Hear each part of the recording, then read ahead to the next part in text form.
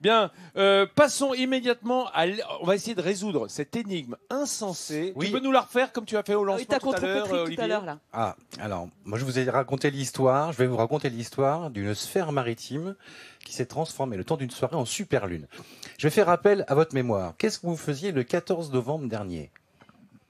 Est-ce qu'il y a un truc marquant? Ah, moi, je faisais un truc que je peux pas dire. On regardait le ciel. Ah, moi je peux dire, je On regardait travaillais le comme ciel. On regardait le ciel. C'est On bon, regardait ça le ciel, rappelez-vous, c'était Ah, la grande cette lune, fameuse, la pleine lune, la super lune, la lune du siècle que tout le monde attendait. Oui, parce qu'on était très proches. Toutes les chaînes d'infos avaient envoyé leurs reporters pour la voir, cette super lune.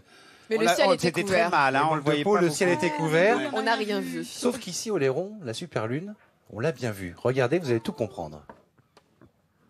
La superlune d'hier soir, certains sont allés la chercher un peu plus tôt sur une plage de l'île de Léron. La sphère maritime, c'est son nom, de 3,50 m de diamètre, plantée sur la dune de Gatso depuis juillet dernier, est en train de vivre une drôle d'histoire et donne quelques sorts froides à ses concepteurs.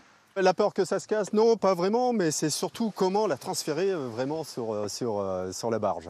Hein, la marée, bon, ne sera peut-être pas aussi haute que prévu, donc les barges ne vont pas pouvoir s'approcher, donc c'est là notre petite crainte. Au départ, cette boule en bois flotté ramassée un peu plus loin sur la plage symbolisait un refuge, un cocon maritime. C'est sympathique de voir tous ces artistes qui égayent le littoral. Hier, elle a pris la mer pour rejoindre son nouveau port d'attache. Là, elle va partir sur le cours d'Oléron et pour arriver au château d'Oléron. Donc c'est un départ pour une deuxième vie. On voulait absolument pas, avec Jean-Marc, la démonter sur place. On a essayé à tout prix de lui trouver un autre emplacement et qu'elle dure et qu'elle soit vue encore. Donc là, voilà, c'était l'objectif. Là, c'est un aboutissement. C'est chouette, on est heureux, quoi.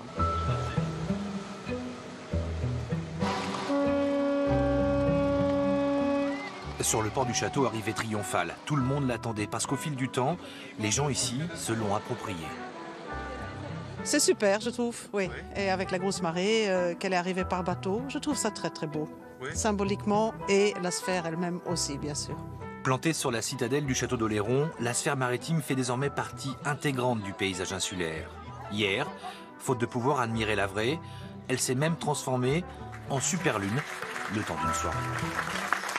Alors vous avez vu, le c'est résultat magique. est Hein. extraordinaire. Et on a la chance d'avoir sur le plateau avec nous l'un des deux concepteurs de cette sphère maritime, Philippe Hardy. Bonjour. Bonjour Philippe, bienvenue. On est ravis de recevoir parce que ce qui est sympa dans notre boulot de reporter, c'est de rencontrer des gens. Et ce genre de personnages, d'artistes, eh bien, vous voyez, cette superlune, cette sphère maritime, c'est vraiment une idée qui se transforme en concret. Et ça, pour moi, c'est la vraie définition de l'art. Bon là, on a réalisé cette sphère maritime dans le cadre d'une biennale qui a été sur le thème du refuge. Et donc assez vite, l'idée est venue d'aller récupérer du bois flotté, du bois d'échouage, qui est amené par les tempêtes l'hiver et qui est dû aussi à l'érosion que connaît l'île d'Oléron. Et donc on a collecté ce bois sur la côte sauvage. On voit les illustrations. Et on a reconstitué, l'idée c'était d'amener dans ce chaos, de cet entremêlement de bois, de reconstituer quelque chose de plus harmonieux. Et donc on a eu l'idée de créer une sphère, peut-être 3,60 m de diamètre. Peut-être à l'image du bois flotté, ces réfugiés qui arrivent par la mer, comme du bois flotté aussi, j'imagine. Alors en plus que Philippe, il a un parcours étonnant. Hein. C'est un économiste, diplomate aux Nations Unies, et il a tout changé pour venir sur Oléron et faire de l'art. C'est vrai, c'est un changement un petit peu radical, mais finalement je poursuis le même combat. Je suis concerné depuis très jeune par l'environnement, par l'écologie. On voit son atelier. Et ce que je faisais aux Nations Unies dans le domaine du développement, à promouvoir une humanité plus solidaire, plus responsable écologiquement. Je continue ce travail à travers mes sculptures maintenant et à travers des œuvres de land art. Toujours du bois donc. Oui. Toujours du bois et parce du bois, des pierres, de l'argile, des matériaux naturels. On peut voir en plateau, on va attendre la fin de ces images qu'on voit. Regardez derrière, Alors ça, tu nous expliques, Philippe, c'est les deux mains, ça symbolise quoi?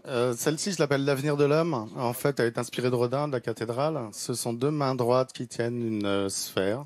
Et donc, ça symbolise en fait la fraternité pour sauvegarder notre planète. C'est toujours très poétique, hein, chacune de vos œuvres. J'essaye un d'avoir message de la derrière. poésie. Et l'autre?